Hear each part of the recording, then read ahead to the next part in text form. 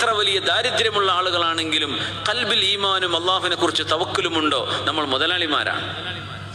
പിന്നെ എനിക്ക് ജോലി എത്രയല്ലേ ഉള്ളൂ, എൻ്റെ ശമ്പളം എത്രയല്ലേ ഉള്ളൂ, അങ്ങനെ ഒന്നും ചിന്തിക്കരുത്. ഖൽബിൽ നിങ്ങൾക്ക് അല്ലാഹു തആല ഖനാഅത്ത് തന്നിട്ടുണ്ടോ? ഖനാഅത്ത് എന്ന് പറഞ്ഞാൽ എന്താ? അല്ലാഹു നമുക്ക് നൽകിയതിൽ തൃപ്തിപ്പെടുക, സന്തോഷമായിട്ട് ജീവിക്കണം. കൂടുതലൊന്നും വലിയ ആർത്തിയൊന്നുമില്ല.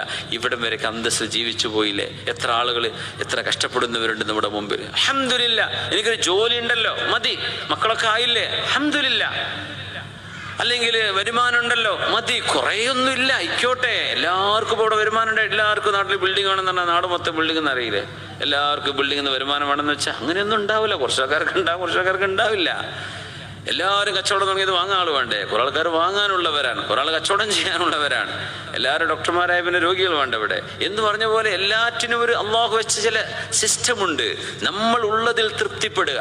അങ്ങനെയാണെങ്കിൽ ഖൽബിൽ ഈമാനും അള്ളാഹിനെ കുറിച്ചുള്ള യഖീനും ഉണ്ടെങ്കിൽ നമ്മൾ മുതലാളിമാരാണ്, നമ്മൾ മുതലാളിയാണ്.